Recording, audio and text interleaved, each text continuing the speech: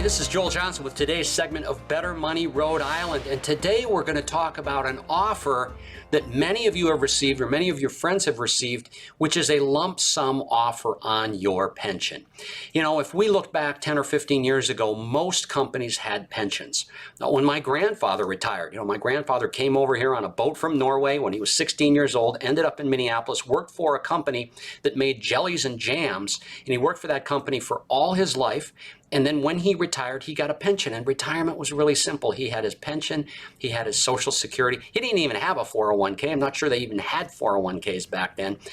Well, now it's different, right? We're responsible for saving for our own retirement, so most of you will get Social Security. Most of you have a 401k, but what about that pension?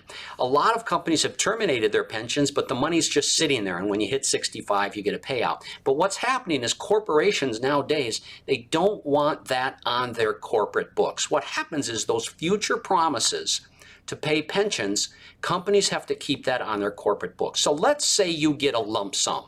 What do you do? I want you to get a copy of my book called The Lump Sum Pension Payment Guide.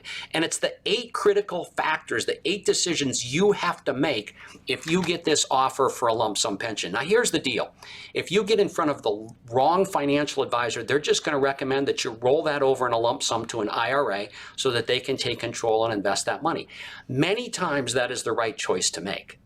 But sometimes it is not the right choice to make, depending on your situation, depending on maybe who you're married to, who your partner is, and so on. So we want you to make the right decision. So there's 3 things we need to know. Number 1, what are the consequences if I roll the money over? Number 2, what if I leave the money there? What's the downside of just taking that monthly payout? And number 3, how does that coordinate with the rest of my financial plan? You know how people make that Social Security decision as if that was the only decision in retirement they have to make?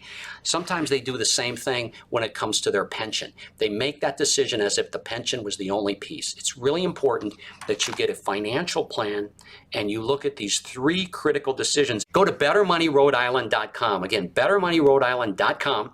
Get a copy of my book, The Lump Sum Pension Payment Guide. That's BetterMoneyRhodeIsland.com.